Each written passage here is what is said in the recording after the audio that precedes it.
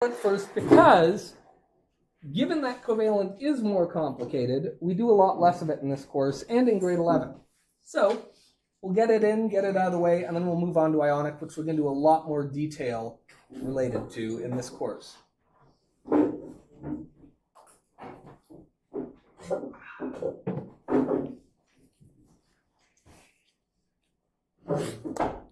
So let's just do a quick, simple recollection.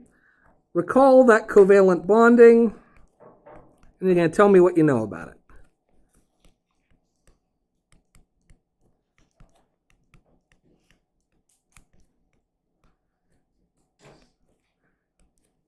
So what can you tell me? A covalent bond is... Yep, made when two or more atoms share electrons.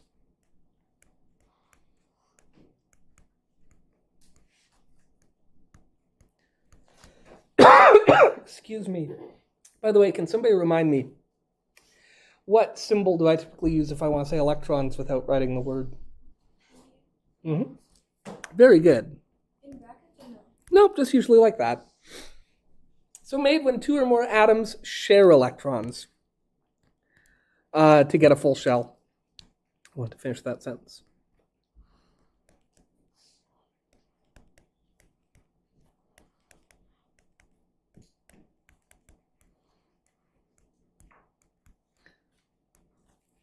By the way, I want to focus on this outer shell and just mention that the outer shell is given a name and we call it the valence shell.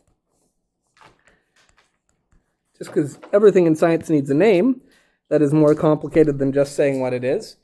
So when we talk about the outer shell of electrons, we talk about the valence shell. You'll definitely see that term. Don't be scared by it. It just means the outer shell, the shell that's mostly doing that. What kinds of compounds make covalent bonds? What kind of compounds can share?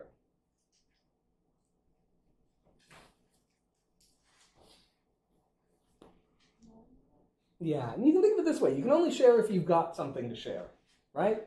So metals that tend to be electron poor, have low levels of valence electrons, can't share because there's no way for them to bring enough electrons to the table to get to a full shell. If you've got less than a half shell, you can't share your way to a full shell, right? If it takes 8 electrons to get to a full shell and you've only got 2, the first sharing, Taylor and I do, now I'm up to 3. The second sharing, I do with CJ, now I'm up to 4. And then I got nothing else to bring to the table. Yeah. I would love to. Is that better? No problem. So it's always between nonmetals.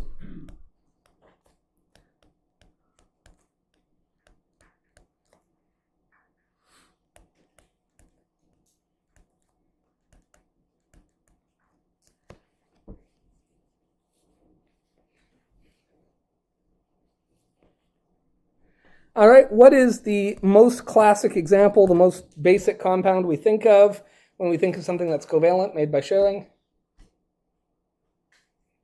Water. Yeah, water is the easiest example. There's many others, so if you're thinking of something else. But water is the nice, easy one, H2O. And when we draw that, where does the oxygen go? Oh, golly. The oxygen would be found in the center. How many electrons does oxygen have in its outer shell, in its valence shell? 6, very good. So we draw 1, 2, 3, 4, 5, and 6 electrons. And then we have hydrogens. And how many electrons does hydrogen have in its outer shell?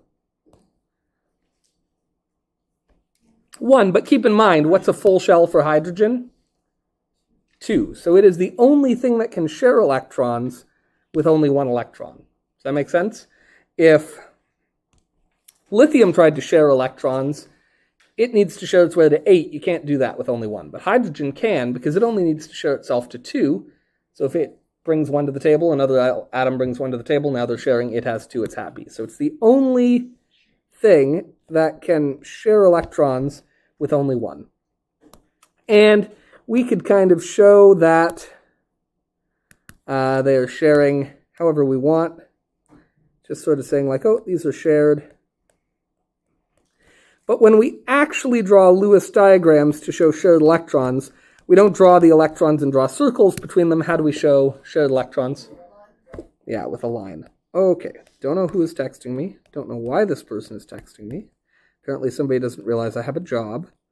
I'm going to quickly check it, and then I'm going to put my phone off and put it in my desk.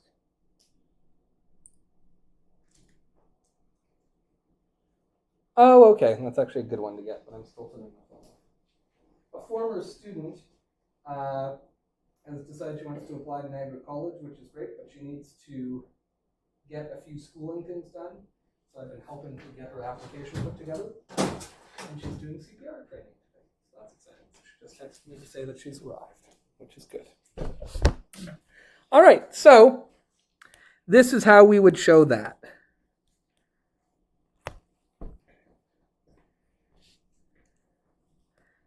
Atoms can share more than one pair of electrons between them.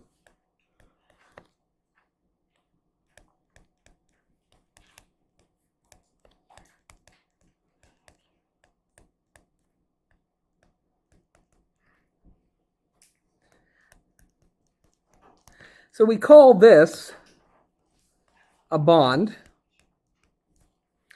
but you can have a single bond.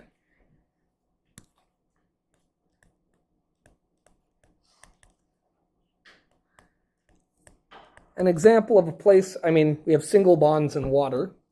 By the way, I know oxygen is making two bonds here, but these are still both called single bonds. If it's making two, why do we call them single bonds?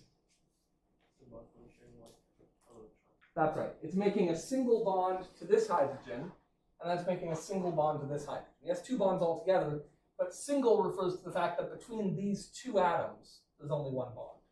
And between these two atoms, there's only one bond. Does that make sense? So an example of a single bond could be hydrogen fluoride, which is hydrogen and fluorine. How many electrons does hydrogen have? Just did it. Nope.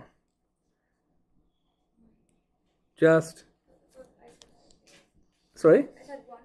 Oh, I'm sorry. I thought you said two. I'm sorry. No, I said one and then I said two. Oh, because did I make a face? Yeah. That's just my face. Sadly, that's just what my face looks like. Great. And how many electrons does fluorine have? 1, 2, 3, 4, 5, 6, 7.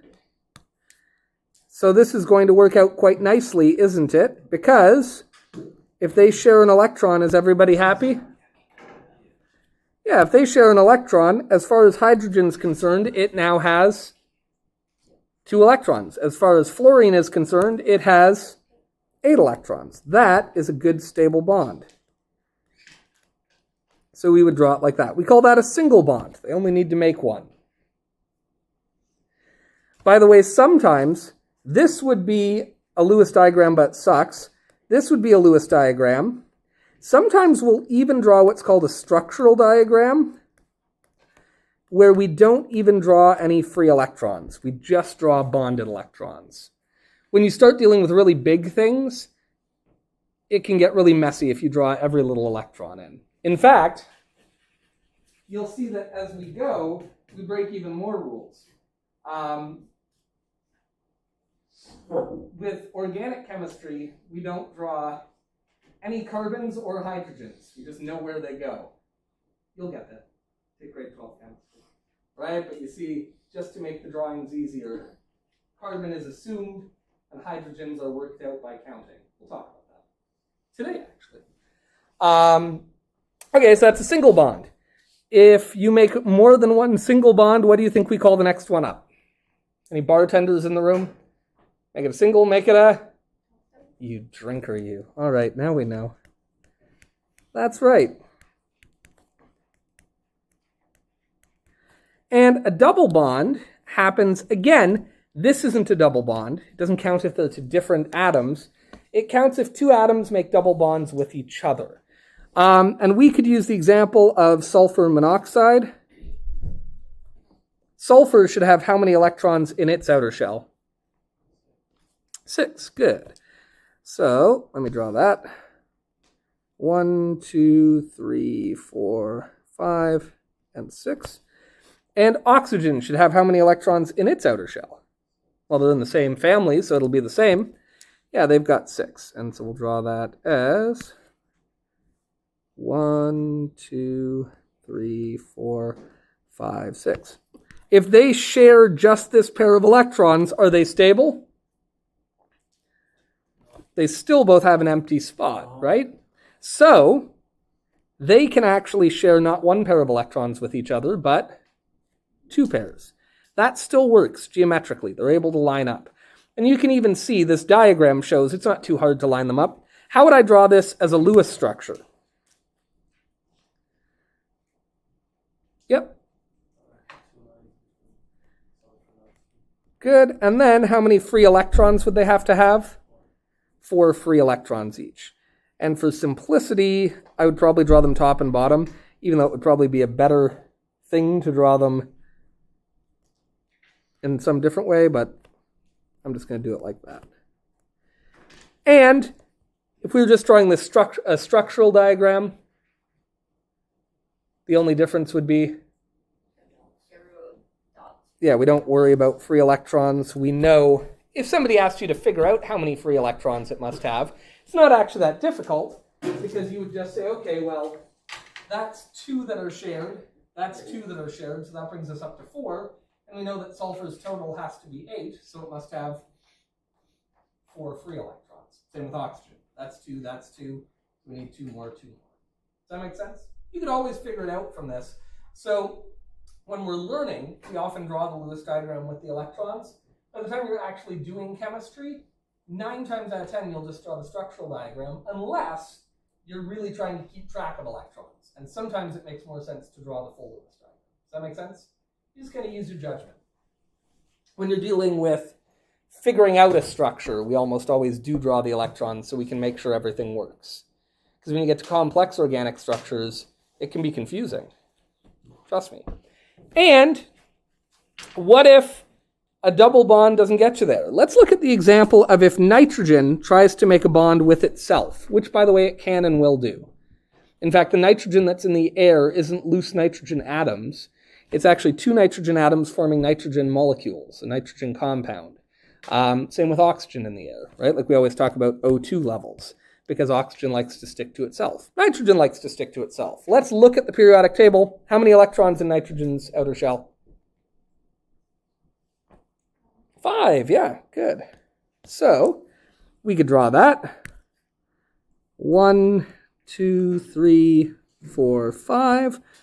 And over here, 1, 2, 3, 4, and 5. And if they form just one bond, are they stable? If they form 2 bonds, are they stable? But if they form 3 bonds, now each of them has 8 electrons around. For the green one here, 1, 2, 3, 4, 5, 6, 7, 8. And for this one, 1, 2, 3, 4, 5, 6, 7, 8. How would I draw this as a Lewis diagram? Yeah, I'd draw 3 lines between them. And how many free electrons should each of them have? Just 2. And of course, if I were drawing a structural diagram, I would just draw it as the lines we don't worry about free electrons.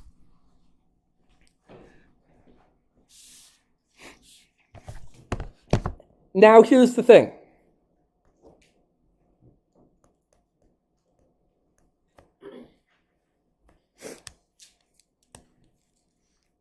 In covalent compounds,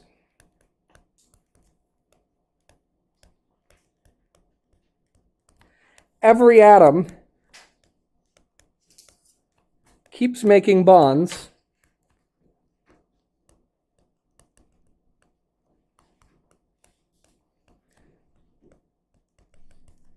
until their shells are full.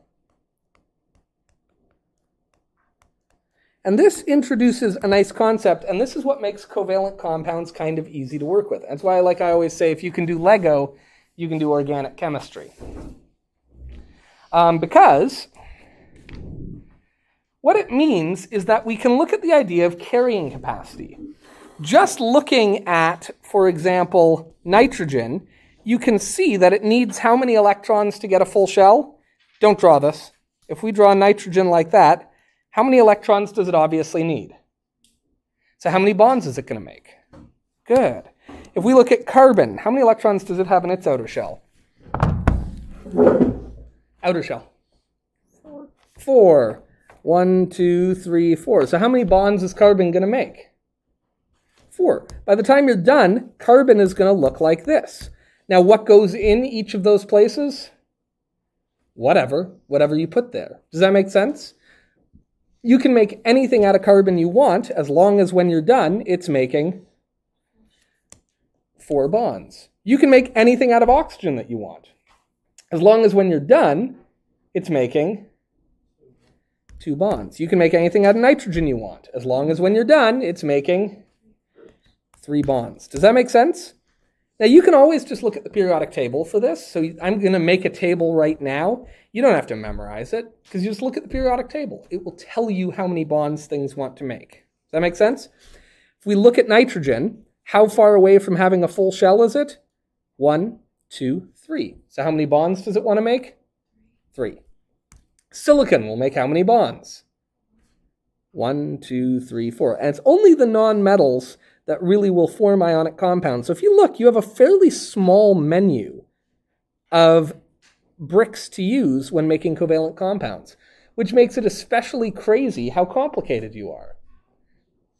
99.999% of your mass, that's not quite true because we have a lot of iron in our blood. Ignoring the iron in our blood, almost every single atom in you is either carbon, nitrogen, oxygen, potassium, phosphorus, sulfur, and then those are the big guys, and chlorine, and then that's it. We are made of a very small menu of atoms. Does that make sense? Put together in really complicated ways. So we're going to, from there, give the idea of carrying capacity, which is the term used for how many bonds something wants to make.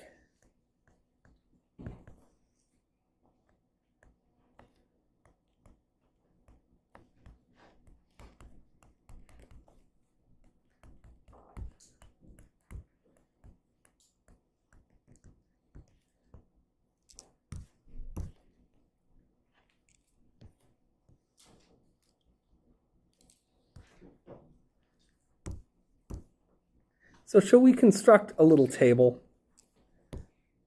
We shall.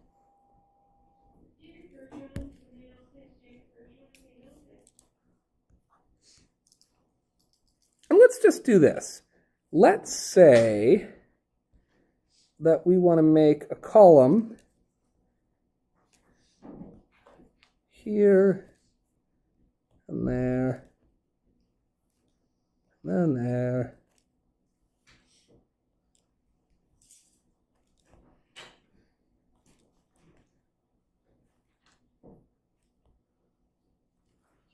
And there. And then let's say hypothetically we made it wider than we wanted to, so we just go like that.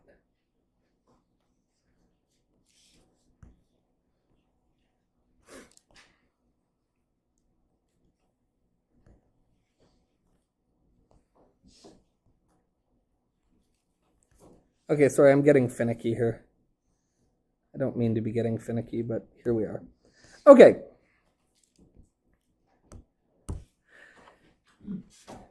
I'll deal with that later. So, looking at the periodic table, what are the nonmetals that would be able to make 4 bonds? Well, let's look here. What nonmetals in the periodic table will be able to make 4 bonds? So we look at our nonmetals. Maybe just give me one. That'd be a good start. Yeah. Carbon. Because carbon needs 1, 2, 3, 4 more electrons. And because it already has 4, it can accomplish that with sharing. So carbon can make 4 bonds, which is why I wrote a 4 there, but really what I meant to write was carbon. Anything else?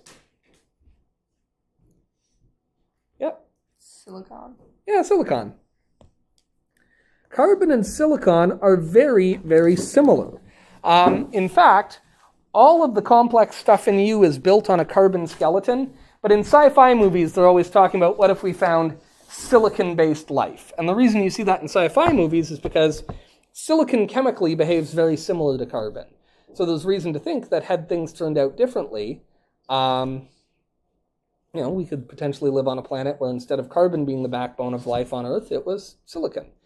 We make plastics mostly out of carbon because we get this out of the ground, but there's some specialty plastics, silicones, which if you ever used like silicone molds or things like that, they tend to be good kind of rubbery, sort of, more flexible plastics, are all based on silicon. As a rule of thumb, germanium is too much like a metal to make covalent bonds, so we don't typically see it. So really it's carbon and silicon. What about making 3 bonds? Yeah. Yeah, nitrogen and phosphorus. Yeah, not phosphosaurus. That's like a dinosaur, which would be cool. So nitrogen, excuse me, and phosphorus. What about making 2 bonds rather?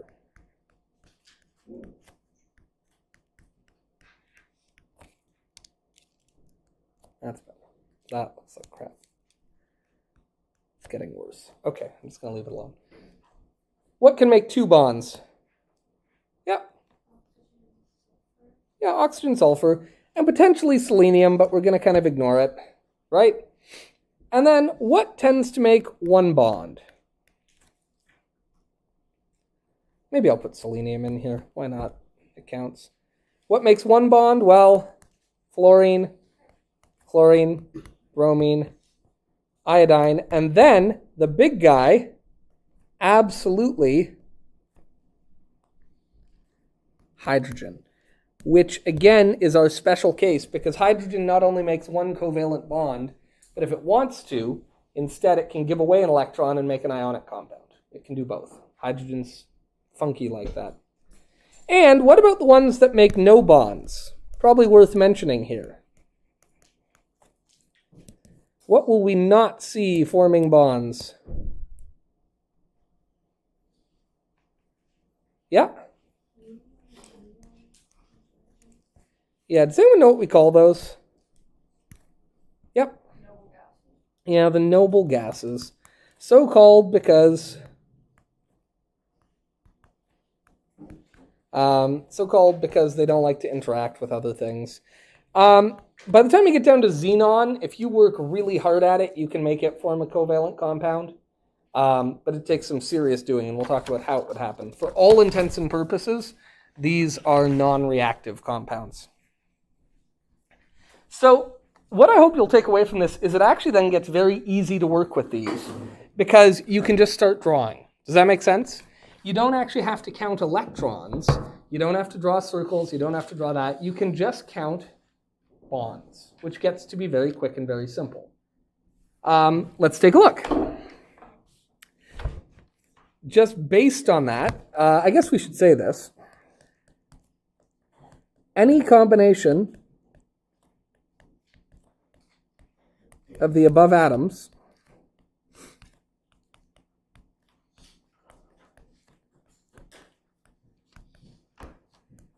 is a real structure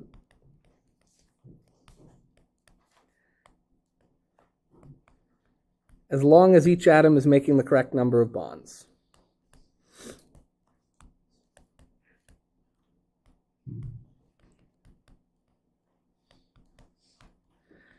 And for small little covalent compounds, if you can dream it up and draw it, it probably exists.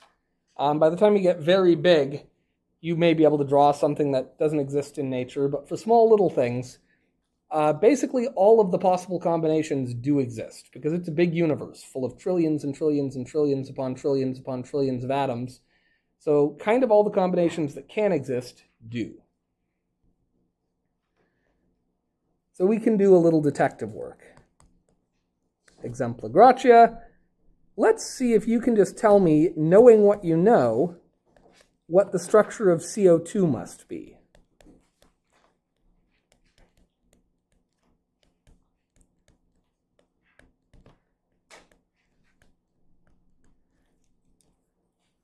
Let's really quickly just remind ourselves, how many bonds does carbon want to make? 4. How many bonds does oxygen want to make? 2. Cool. This shouldn't take you long. What's the structure of CO2? See if you can figure it out. Take a minute. Everyone, draw. Worst case scenario, you're wrong, and then we all chuckle at you and say, oh, can you believe this person doesn't know chemistry instinctively the first time they've ever seen it? We won't say that because that would be stupid. Just try your best. Oh, and while you try your best, I'm gonna maybe take a nap. That'd be nice.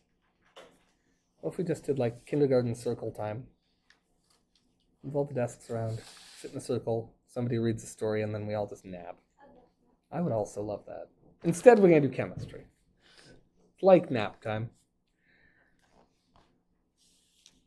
In that it will restore you.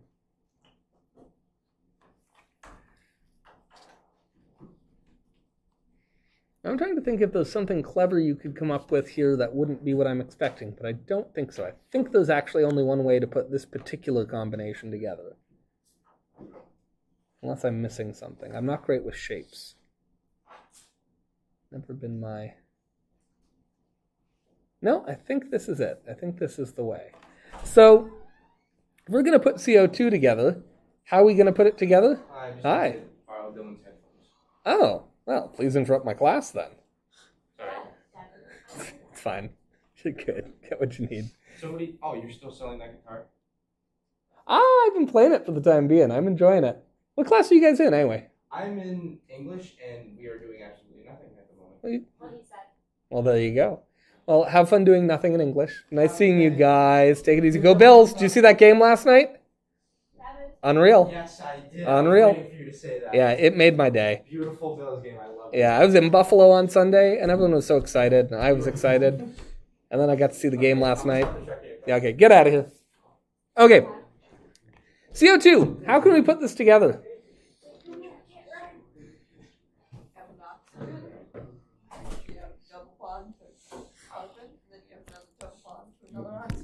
Cool. It's almost, you can think of it this way, guys. If you wanted to, you could kind of draw each of them separately. Say, okay, we've got carbon and 2 oxygens, and then just start thinking, how can we pair these up, right?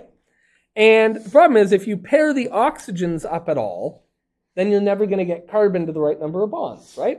So this is a fairly trivial structure to figure out, because you realize, like, this oxygen is going to have to come in over here, and it's going to make its 2 bonds both with carbon. And this oxygen is going to do the same. It's going to come here and make both of its bonds with carbon. And now, anytime you draw a covalent compound, when you're done, just count. Does that make sense? Let's count real quick. How many bonds is this guy making? 2. Is that good? Now, you won't always write it down. We're doing that for show. But in your head, quickly count. How many bonds is this guy making? Good. And this one? Then that's a valid structure. It's real. Does that make sense? If you can draw it, it's real. Even if it doesn't exist, it just doesn't exist because you haven't made it yet. But it can be made. And a good example of this is, just to be reminded, recall, there are infinite combinations.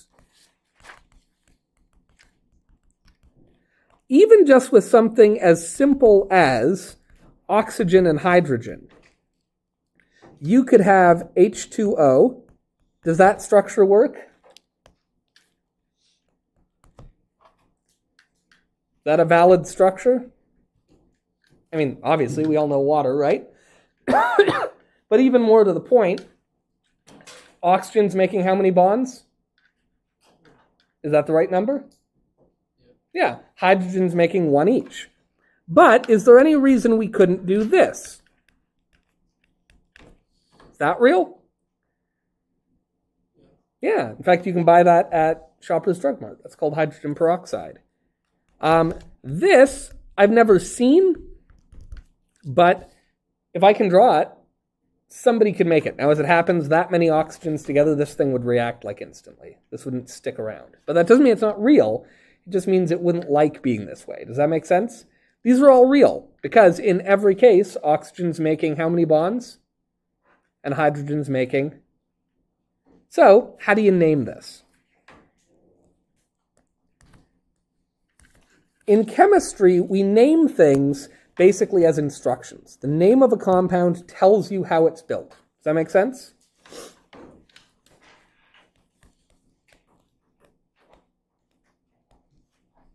If you take grade 12 chemistry, you will learn organic chemistry, which gets very complex, and you will learn a very complicated naming system for big molecules. In grade 10 and 11, we stick with very simple compounds, so the naming can be simple. Tells you how it is made.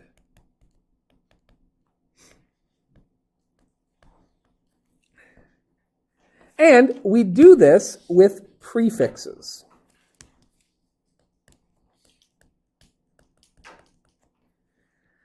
What's a prefix, all you English students? They say they were doing nothing in English. Maybe they should be learning what prefixes are. What's a prefix? Yeah. Something you add before a word. Yeah, that gives it meaning, right? So in this case, we use prefixes to denote the number of atoms that we're dealing with. Note, you only need to do this with covalent compounds, because how many ways can you put covalent compounds together? An infinite number of ways. Whereas, how many ways can you put an ionic compound together? One. Only one, so we don't bother with the numbers. Having said that, what prefix do we use if we want to say only put one of something? Yeah? Very good. Mono. What about two? Two possibilities. Die. Die is correct. What would the other possibility have been, which we don't use?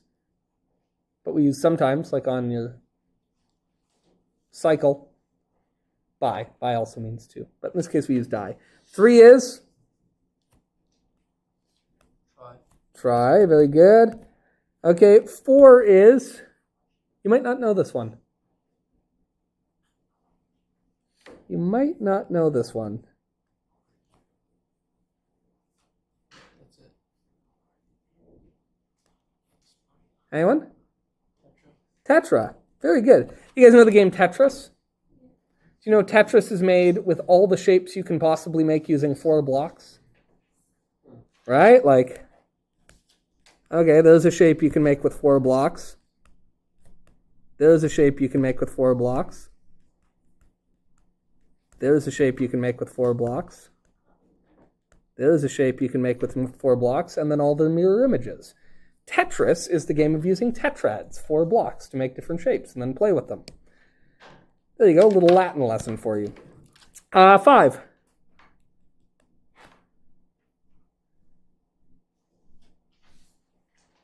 In old New York City buildings, this was the top floor, so it was the fancy building. You lived in the penthouse, because it's penta.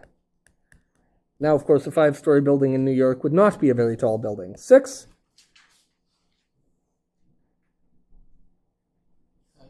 Very good, hexa.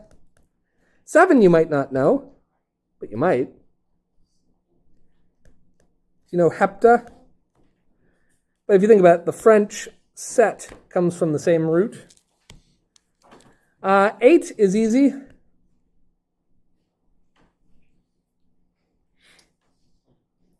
Anyone? Octa.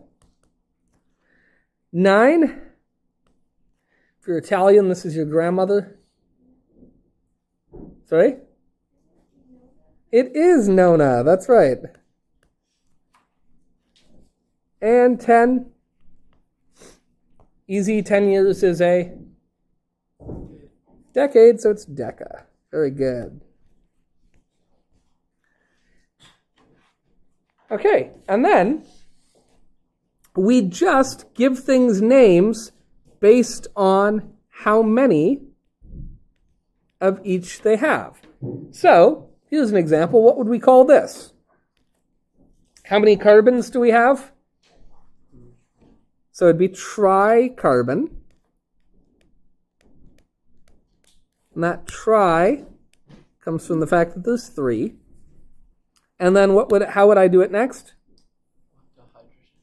Great, very good. And the only thing is, we always change the ending to "ide" so that we know we're talking about a compound. When you see "ide," you know that you're dealing with a compound. So the last word is always given "ide" as its ending. So hydrogen becomes hydride. Oxygen would become ox. Yeah, and it takes a bit of getting used to when they start dropping it and where they put the "ide." So you might get some weird ones. Like phosphorus, you might think is phosphoride, but it's just phosphide. You kind of have to get a feel for where they cut it off. And if you make a few clumsy mistakes along the way, that's fine. Nobody's going to give you a hard time. Or at least I won't. I don't know. That maybe Mr. Robauer will give you like a really hard time, but I won't. Maybe Trush will like trip you in the hallway, but you and I will be cool. And that's what matters. Let's do a couple other examples, because there are some things to know. What do we call this one? And this one you know instinctively what it's called, but it's going to give us a rule that we need to know. What is this called?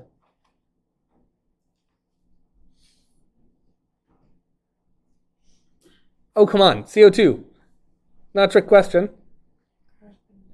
Very good. This is called carbon dioxide. Now, just looking at the rules, what do we think it should be called? Yeah, but there's a rule here. So again, we change the ending to "ide. Because there's 2 carbons, we call it di. But we never put mono on the first word.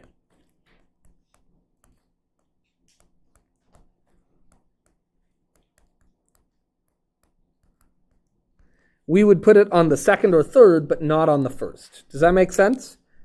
So notably, it's not monocarbon dioxide because for whatever reason, they never say mono on the first atom, but they will say it on any subsequent atom.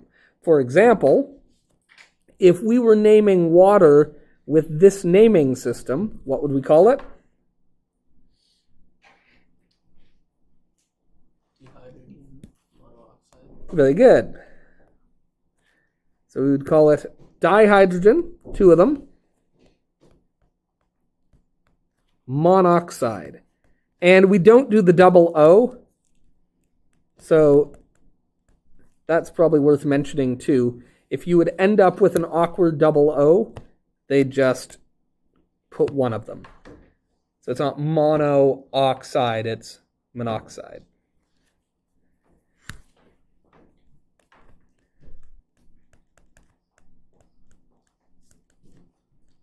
Don't double O.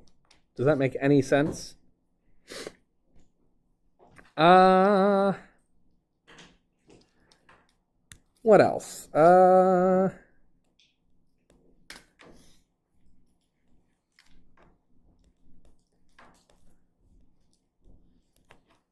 What would we call this?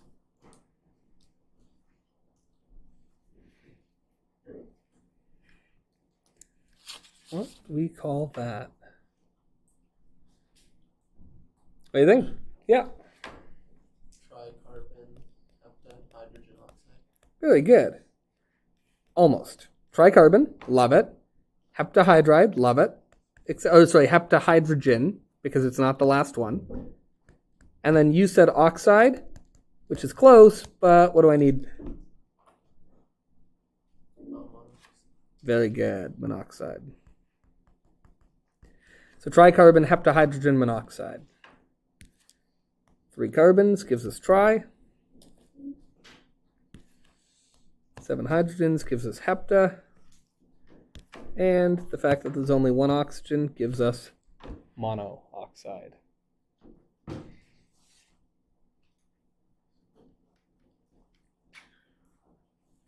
Let's see if I can go the other way.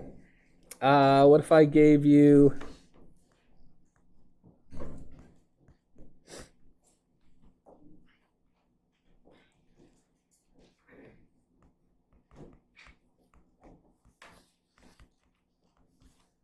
If I gave you sulfur dichloride, what's the formula for that? Yep. SCO2. Yeah.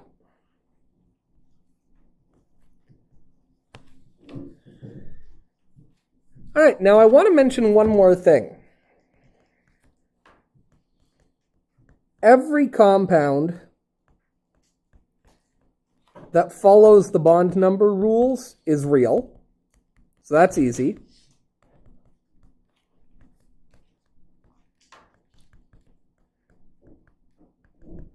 So if you're wondering if something is real, if it follows the bond number rule, it's real. But if it doesn't follow the bond number rule, it may also be real. Does that make sense? When you get to grade 11 and then grade 12 chemistry, you'll learn about some of the exceptions. So just be aware that you will come across things that don't make the right number of bonds that are real, and there is a reason for that. We try to just avoid them in this course, but don't freak out. So there are real compounds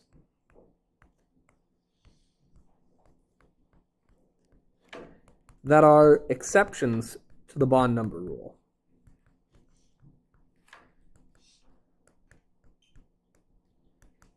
And I'll just give an example. I'll give two examples, actually, which is that, like, sulfur tetrachloride is real. And this is real. Actually, name both those for me. I know I just said the one, but still, break it down. What would this be called?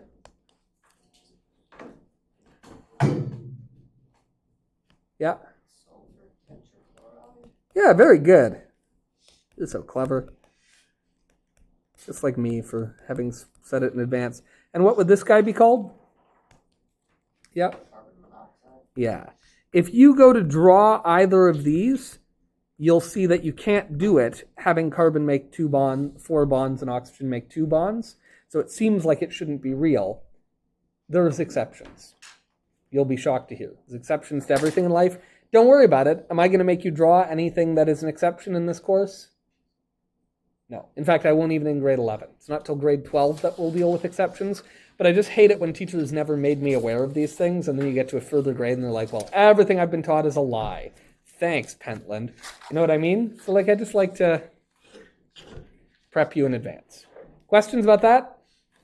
All right, your homework.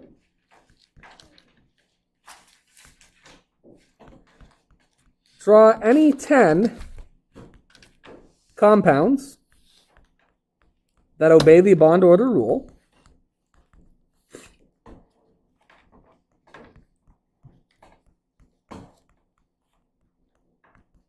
Open bracket, get creative, exclamation mark, close bracket, and name them. You can draw whatever you want. The only rule is it has to follow bond order rules, and then you have to name it. Cool? All right, that's great. Look at me finishing on time for once.